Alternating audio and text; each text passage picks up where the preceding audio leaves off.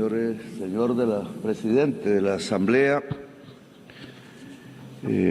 Este es mi último discurso como presidente aquí, ya es el cuarto. En el primero anuncié a la Asamblea que era muy posible que estallara un conflicto al lado de Ucrania en Palestina. Pedí que se hiciera una conferencia de paz.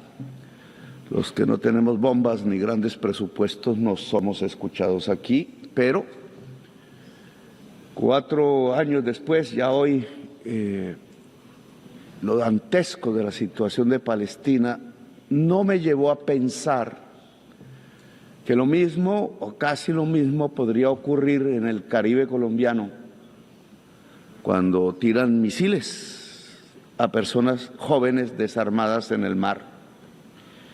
Y entonces ahora estamos ante una situación diferente, quizás más global. La barbarie hoy es del planeta, hoy cae sobre la humanidad entera. Los misiles sobre 17 jóvenes desarmados en las aguas del Mar Caribe, quizás algunos colombianos. La persecución, aprisionamiento y encadenamiento y expulsión de millones de migrantes, los misiles que caen sobre las 70,000 personas en Gaza y los matan, la falta de acción sobre la crisis climática, cuyas palabras se borran por orden de Trump, están ligados y obedecen a la misma causa. La migración es una excusa para que una sociedad rica, blanca y racista se crea la raza superior y no mire que sus dirigentes la llevan con toda la humanidad al abismo de su propia extinción. Dicen que los misiles en el Caribe eran para detener las drogas. Mentira, dicha aquí, en este mismo sitio. En el año 2023 y 2024 fueron los años donde más cocaína se incautó y más de 700 capos del narcotráfico fueron extraditados a Estados Unidos y Europa. Los extradité yo y la cocaína la incautó mi gobierno y no tiramos un solo misil ni asesinamos ningún joven. Los años donde probé que es más eficaz sustituir voluntariamente con los cultivos de hoja de coca que erradicarla forzadamente con glifosato y fuerza sobre los campesinos pobres de Colombia. He cambiado la fracasada y violenta guerra contra las drogas por una eficaz política antinarcotraficante, que es diferente, no confundir la sustancia muerta con la persona codiciosa. Pero necesitan violencia para dominar a Colombia y América Latina. Necesitan destruir el diálogo e imponer y lanzar misiles asesinos sobre jóvenes pobres en el Caribe. La política antidrogas no es para detener la cocaína que llega a los Estados Unidos. La política antidrogas es para dominar los pueblos del sur en general. No mira la droga, mira el poder y la dominación.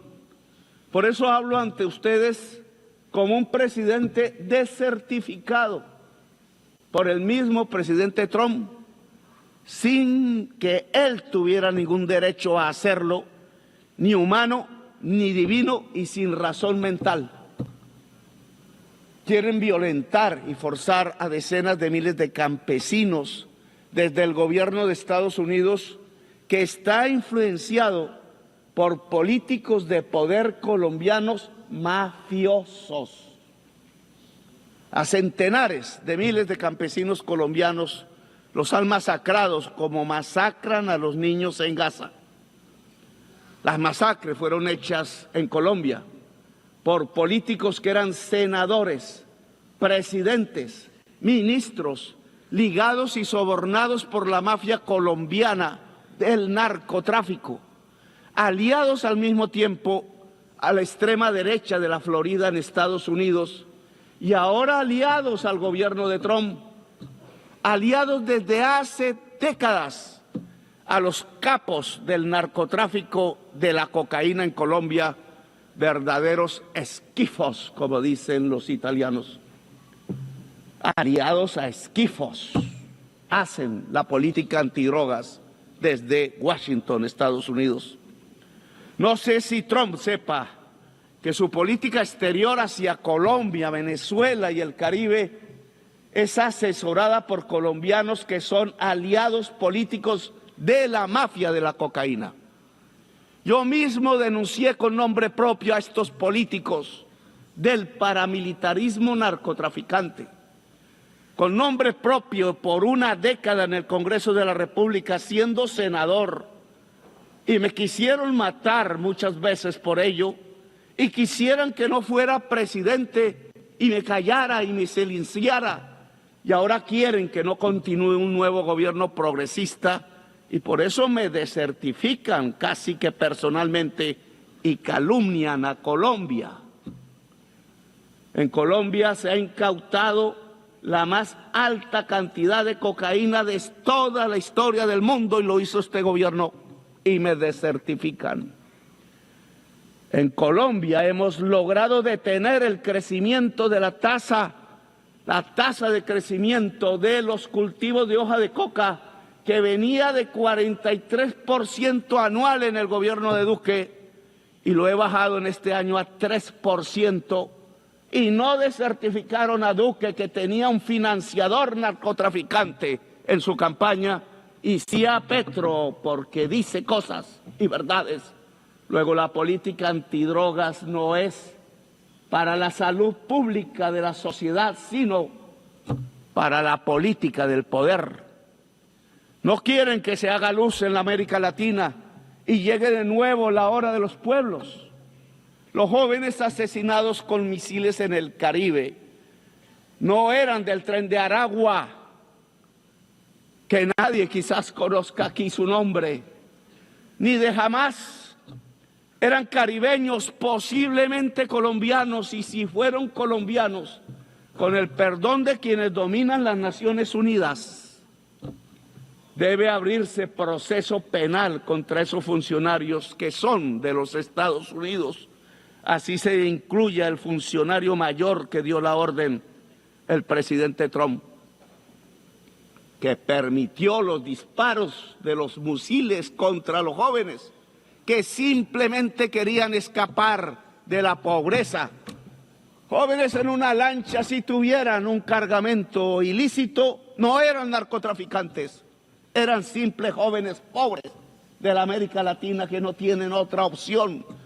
Los narcotraficantes viven en otra parte y no es en la América Latina.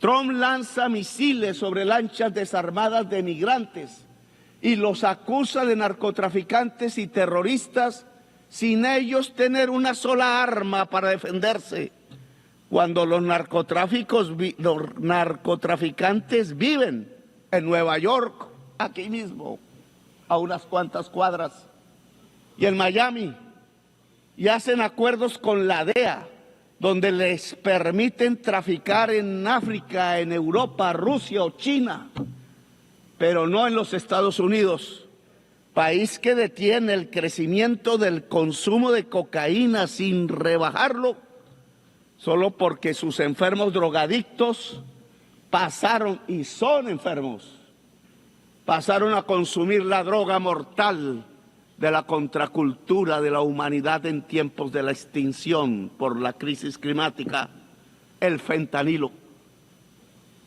Este fentanilo se produce en el aparato industrial de los Estados Unidos, aquí, cerca de aquí, y aquí están los consumidores.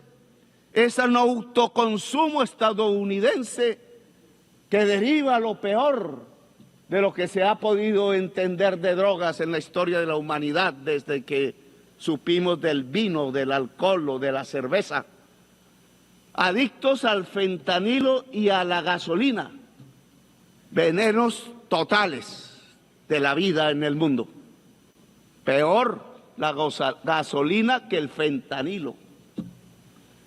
Solo los pueblos negros de aquí, ancestrales de aquí, de más de 20.000 años de antigüedad, las juventudes, las mujeres que no quieren ver morir en masa a sus hijos, blancas, negras, de todos los colores, que aún piensan, gentes que aún piensan, no duermen bajo el fentanilo o bajo la televisión mentirosa, y que pueden detener la tiranía dentro de Estados Unidos mismo y en el mundo. Los ciudadanos que salen a las calles en California, en Nueva York, en Filadelfia, donde se tocó la campana de la libertad, a pesar de los ejércitos que manda Trump contra su propio pueblo para amedrentarlo, a los estados de las ciudadanías libres, en los mismos estados que dejan de estar unidos hoy ante la tiranía. De mal en peor, el presidente de los Estados Unidos no ve que han caído asesinados 1 millón de latinoamericanos entre sí mismos, el mayor porcentaje de ellos compuesto por colombianos, y otro 1 millón morirá de norteamericanos por el fentanilo en 10 años. La cocaína mataba por venenos que le mezclaban 3.000 personas al año en este país. Hoy el fentanilo mata 100.000, 33 veces más. ¿Mejoró Estados Unidos con 50 años de una política absurda? ¿O empeoró y está conduciendo a su sociedad a la muerte dantesca de la droga que mata el cerebro y el pulmón? En esa mortandad de la humanidad, Trump no solo deja que caigan misiles contra los jóvenes en el Caribe, no solo encarcela y encadena migrantes, sino que permite que lancen misiles contra niños, jóvenes, mujeres y viejos en Gaza. Se hace cómplice del genocidio porque es genocidio y hay que gritarlo una y otra vez. Este recinto es testigo mudo y cómplice de un genocidio en el mundo de hoy, cuando creíamos que era solo propiedad de Hitler. Trump no habla de democracia, no habla de crisis climática, no habla de vida, solo amenaza y mata y deja matar a decenas de miles. En cambio, en mi gobierno, en Colombia, no hemos aumentado la tasa de homicidio. Tenemos la tasa de desempleo más baja del siglo en el país. Tenemos la tasa de pobreza más baja del siglo en nuestras estadísticas. E impulsamos nuestra agricultura 10% anual real y nuestra industria el 5% anual. Y llegaron turistas como nunca por millones a mirar nuestra enorme belleza, el país de la belleza y de la diversidad natural y humana y cultural. Y buscamos paz hablando con narcos y rebeldes. No me da pena hablar siempre para salvar vidas, poniendo por principio la erradicación total de las economías ilícitas y la erradicación de los cultivos de hoja de coca por voluntad misma de los campesinos que están cansados de la violencia. No nos dejamos sobornar de los narcos, como sí sucedió en gobiernos pasados de Colombia.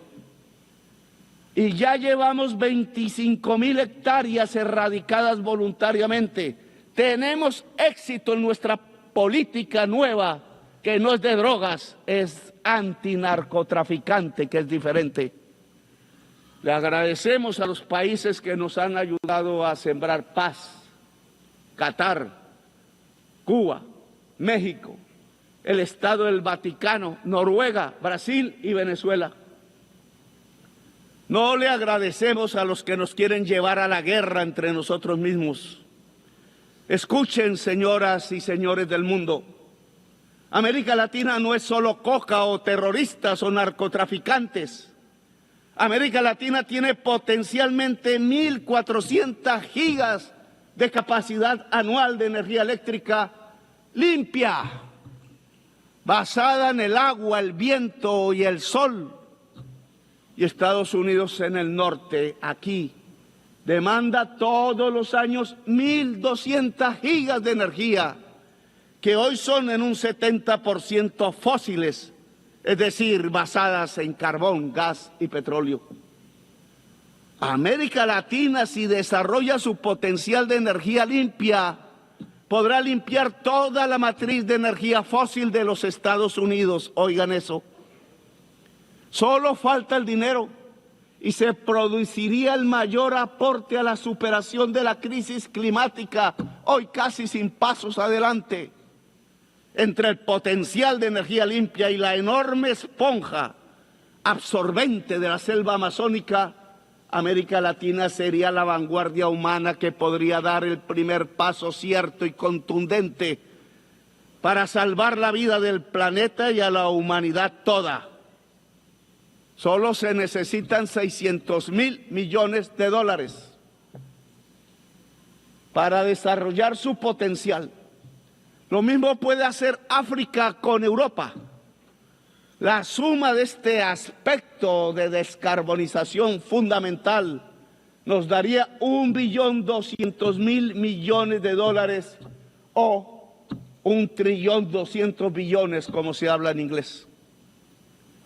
Estos dineros ya están en las arcas guardados en Estados Unidos, Europa y China, pero no se mueve ni un dólar.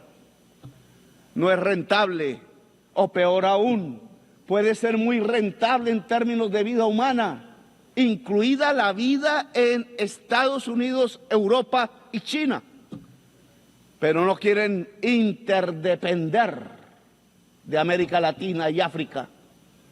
Saben que unir la energía limpia de América Latina y África a las economías fósiles del norte no solo descarboniza el planeta, salva del colapso climático, sino que también cambia el poder mundial, el que aquí a veces habla, pero habla todos los días es con bombas y no con palabras.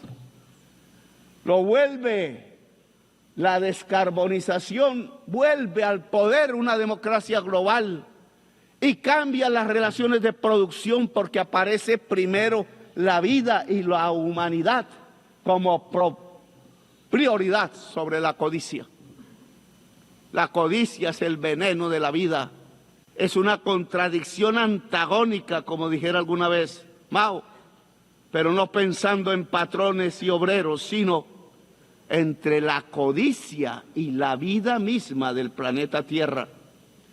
Según la ciencia, tenemos 10 años para caer en un punto de no retorno. 10 años.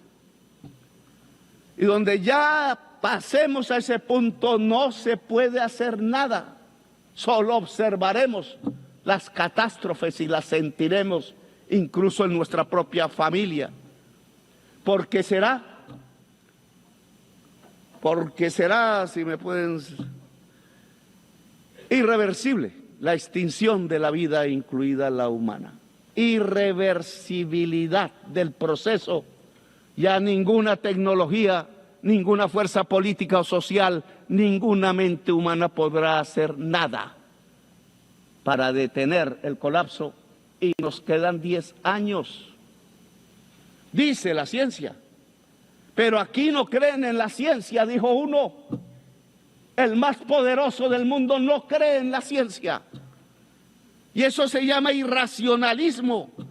Y de irracionalismo se llenó filosóficamente Alemania, el país de los grandes filósofos, de Feuerbach, de Hegel, de Kant. Y hoy de irracionalismo se está llenando Estados Unidos y fue la antesala de Hitler en 1933. La solución es dejar de consumir carbón, petróleo, gas, hidrocarburos y pasar rápido al agua, el sol, el hidrógeno verde, los vientos. Pero la palabra descarbonización suena ahora subversiva en las conferencias de los grupos de países poderosos, el G7, el G20, y en Davos, los mega ricos. Como hace 5 siglos sonaba subversiva la palabra democracia aún aquí en Nueva York, en Cartagena, en Bogotá o en París y mucho más en Madrid. Esos dineros de los que hablo aquí, 600.000 millones de dólares, 1.200.000 millones, son en 1 o 2 ceros mayor que la cifra que prometieron los países desarrollados dar y que son limosnas.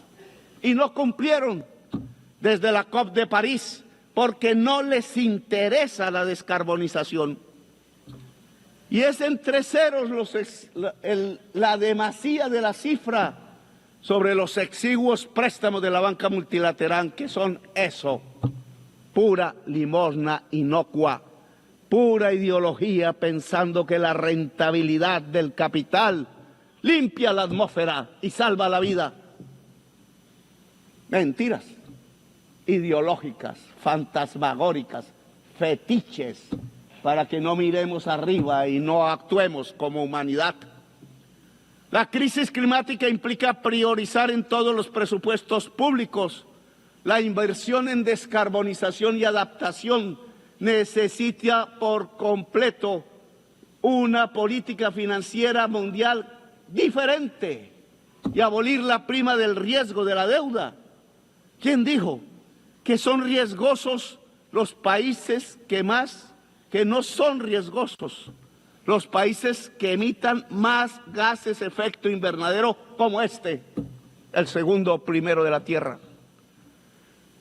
Y que sí son riesgosos los países que absorbemos el CO2 y tenemos selvas y muchos agua y absorbemos en el sur el CO2 del norte. Porque el mercado dice lo contrario, si no es porque está equivocado y va camino al abismo de la vida. Se necesita condonar deuda en los países más pobres y cambiar pagos de deuda externa por inversión en la adaptación y mitigación de la crisis climática. Sí, señores de la China y Alemania y Estados Unidos y Wall Street y París y la Bolsa de Londres, si ustedes quieren recoger los intereses de la deuda externa en nuestros países, encontrarán cementerios y muertos, y cuando vayan a recogerlo ustedes también serán cementerio y muertos. No sirve ese dinero en medio de los cadáveres. He aquí otra palabra subversiva: planificar, plan global. Se olvidó la palabra por el mercado. No se necesitaba planificar, dijeron, cuando planificar es de los seres humanos. Es anatema, tanta creencia religiosa y falsa se desató sobre el mercado. Creencia fundamentalista, pensando que llevaba el mercado a la felicidad. Dijo Walras, el suizo, economista, y el abismo, lo que lleva el mercado es no a la felicidad, sino a la muerte y el abismo, como ya lo vemos hoy. Walras estaba equivocado, el neoliberalismo estaba equivocado desde el principio y llevamos 50 años guiando a nuestros países bajo fórmulas completamente erráticas y acientíficas y no las cambiamos. El plan debe ser vinculante a los estados nacionales, realizado en una democracia global, supervisado en su cumplimiento por el Consejo de Seguridad sin veto. Pues sepámoslo, el mercado no soluciona la crisis climática, sepámoslo de una vez, porque él mismo la produjo. Fue el capital, que es una relación humana desigual entre quien es el dueño de la máquina hambrienta de carbón y petróleo y el asalariado trabajador, hombre o mujer, que tiene que producir cada vez más cosas para que el patrón venda esas cosas hechas con la máquina del patrón que necesita cada vez más petróleo, lo que produjo la crisis climática, hacer más, vender más, ganar más, más y usar cada vez más entonces carbón, petróleo hasta nuestros días, pero no hasta la eternidad, porque ha llegado el petróleo y el carbón hasta su final, que quizás es el final del capital. Si no es del capital, será de la humanidad y de la vida entonces. El dueño del capital es un ser humano de poder y no es una cosa, no es un fetiche. Ese ser humano con su codicia, con su esclavitud total a la codicia, es el que buscará que aquí se apruebe, que se busque cada vez más petróleo, que en cada país se busque cada vez más petróleo, no importa el envenenamiento de la atmósfera con CO2, que es el envenenamiento de la vida toda del planeta. Taladrar, taladrar y taladrar, dicen sin piedad.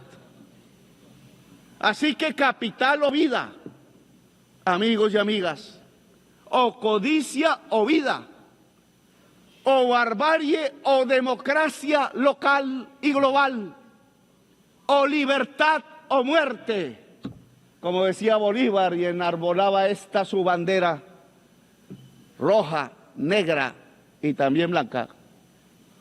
Libertad rojo, muerte negro, blanco paz posible. Es una revolución mundial de los pueblos lo que se necesita para superar positivamente la crisis climática y no dejarla llegar de crisis a colapso global. Es una revolución de los pueblos unidos, de las civilizaciones que tienen que dialogar más que los estados mismos. Es una revolución de la humanidad para seguir viva en el planeta y libre, quizás aliada a algunos gobiernos que quieran defender la vida. Hoy, Naciones Unidas ve su crisis y la necesidad de su transformación. Aquí se reúnen estados-nación que ya no tienen poder, que por mucho que voten no se les hace caso, porque el Estado-nación ha llegado también a su decadencia y quizás final. Se inventó alguna vez hace unos siglos y ya no da más. Y ya no da más porque el mismo capital se volvió global, no estatal. El socialismo de Stalin debió de volverse global y no estatal, pero Stalin no tenía las entendederas para ello y creyó más en la tribu y condenó en Yalta una revolución mundial en España, en Italia, en Grecia y quizás hubiera sido América Latina y otros. La humanidad es el nuevo sujeto político que aparece, no el Estado-nación. Y por tanto, Naciones Unidas se tiene que volver y transformar en una humanidad unida, aunque diversa. Está apareciendo un nuevo sujeto político en la historia humana y es importante y me parece espectacular. Y es que superamos la idea del Estado-nación para convertirnos en humanidad. Pero esa humanidad, para que esté unida y sea única en la acción, tiene que tener democracia en todo el mundo, tiene que tener diálogo permanente en medio de la diversidad. Es la diferencia lo que nos impulsa la posibilidad de una coordinación eficaz de la acción a escala mundial. Humanidad que dialoga, sí. Humanidad civil, sí. Humanidad profundamente democrática, sí. Ojalá una humanidad de personas libres, que es su definición, su sinónimo, porque no puede haber humanidad esclava. La humanidad esclava no es humanidad, es bestia el que esclaviza, pone cadenas a migrantes, lanza misiles sobre jóvenes, acribilla con misiles niños y niñas en un poblado muy cerca donde nació Jesús. Esto ya no se resuelve con estados que hablan y no se resuelve con gobernantes sobornados por el petróleo y dispuestos a lanzar misiles a los pueblos del sur. Un nuevo sujeto político entonces aparece, la humanidad unida y diversa en sus culturas. Mientras el colapso se acerca y mientras las sociedades viejas y blancas de Europa y Estados Unidos siguen aplaudiendo a sus nuevos Hitlers de moda, no escuchan ni a sus jóvenes, ni a sus niños, ni a la humanidad, ni a las estrellas, ni a sus abuelos que murieron como héroes en los campos de Europa luchando de verdad contra Hitler y su idea criminal de una raza superior. Hoy hacen lo mismo que Hitler. Construyen campos de concentración para migrantes y aplauden las mayorías electorales y dicen que son de una raza inferior los migrantes y colectivizan culpas en ellos como hicieron con los judíos y los llaman terroristas e inferiores y ladrones, narcotraficantes todos, dicen. Cuando la mayoría de los narcotraficantes son rubios y de ojos azules y guardan sus enormes fortunas en los bancos más grandes del mundo y no viven en Bogotá, ni en Caracas, ni en el Caribe, ni en Gaza, sino que viven en Miami y son vecinos del presidente de los Estados Unidos y viven en Nueva York y en París y Madrid y en Dubái. Viven donde hay lujo, no pobreza. Pero los misiles los tiran donde hay pobreza y no donde hay lujo. Mentira que el Tren de Aragua es terrorista. Solo son delincuentes comunes en forma de banda, agrandados por la estúpida idea de bloquear a Venezuela y quedarse con su petróleo pesado y ya venenoso. Los migrantes no son delincuentes, no tienen que llevarlos a campos de concentración ni expulsarlos encadenados. La migración no es sino el producto del bloqueo a los países más pobres como Irak o Irán o Cuba o Venezuela. El bloqueo económico no es más que un genocidio. La migración no es sino el producto del empobrecimiento de los países más pobres por una deuda impagable y codiciosa. La migración no es más sino la consecuencia de las guerras y las invasiones por el petróleo desatadas por Estados Unidos y la Europa de la OTAN. La migración no es más sino la consecuencia de la crisis climática que transita a colapso y que deja sin agua las tierras del trópico, porque al aumentar el calor se evapora el líquido vital. La solución a la migración no es otra o muy diferente a las cadenas, a las cárceles, a los misiles. No hay raza superior, señores. No hay pueblo elegido de Dios. No lo es ni Estados Unidos ni Israel. Ignorantes fundamentalistas de extrema derecha piensan así. El pueblo elegido de Dios es la humanidad toda. Usan la migración como excusa para no hacer nada contra la crisis climática que barre cada día con la vida. Buscan la migración para ganar votos de blancos y viejos y viejas, pero para desde el poder ocultar que hay que acabar con el consumo del carbón y del petróleo y lo incentivan para taladrar y taladrar y taladrar. La ONU tiene que cambiar ya. Una ONU diferente, humana, debe antes que nada detener el genocidio de Gaza.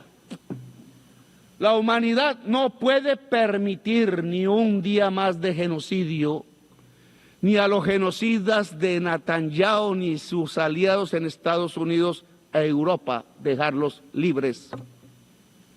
Las Naciones Unidas deben hacer respetar los tribunales internacionales de justicia, el derecho internacional, que es la base de la civilización y de la sabiduría de la humanidad condensada en la historia, y debe hacer cumplir las sentencias de su justicia.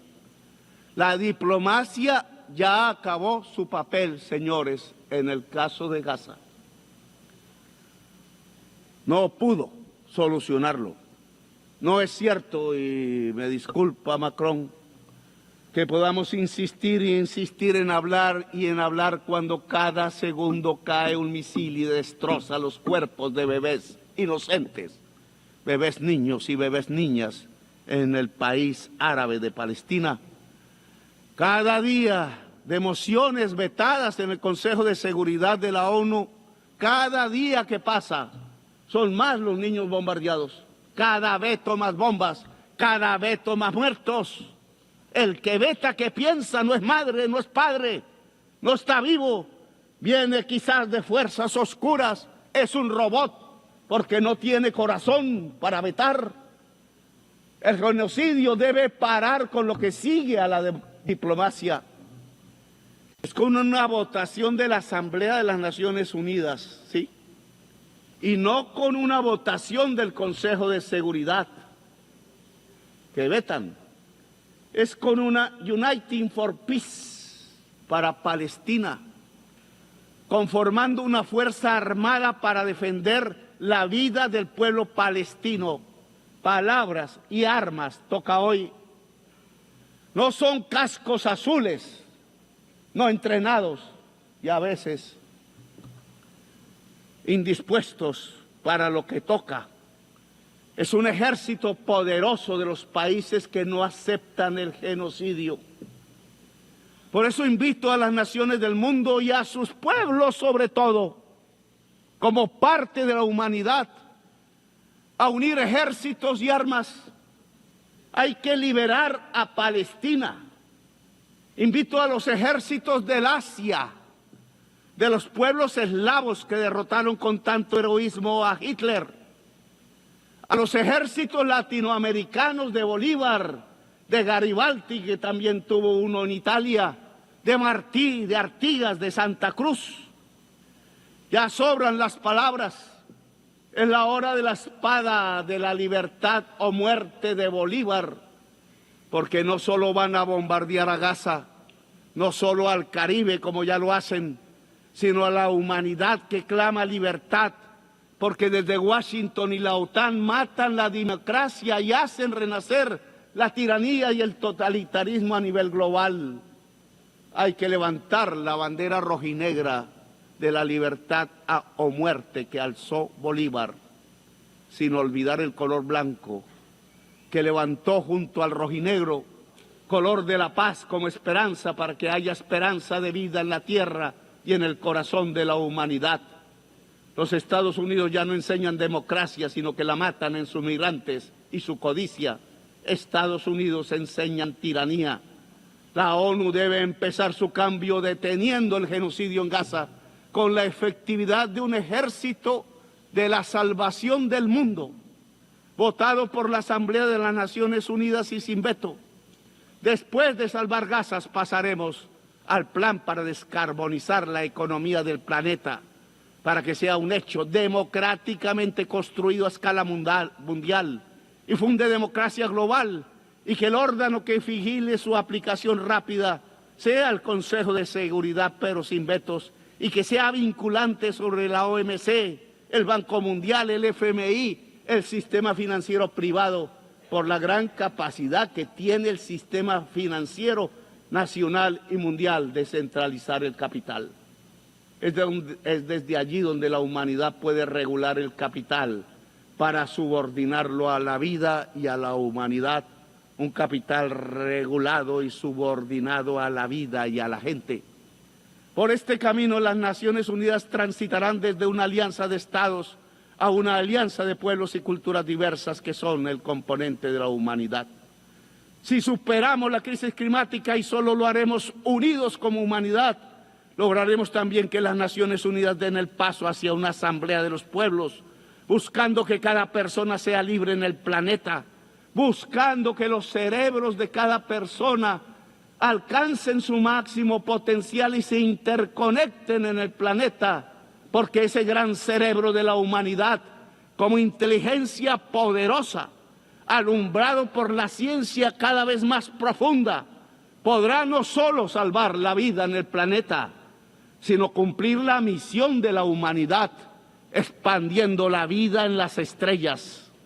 Una humanidad unida y libre puede mirar las estrellas y alcanzarlas, tal como los romanos legionarios pensaron algún día antiguo, allí cuando se inventaron las palabras en latín ad astra.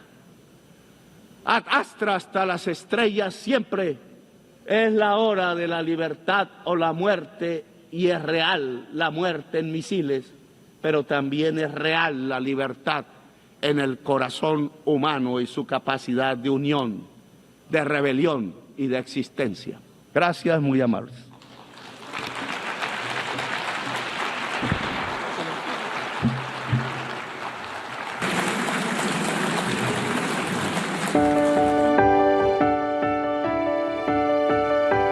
La anterior fue la locución del señor presidente de la República, Gustavo Petro Urrego.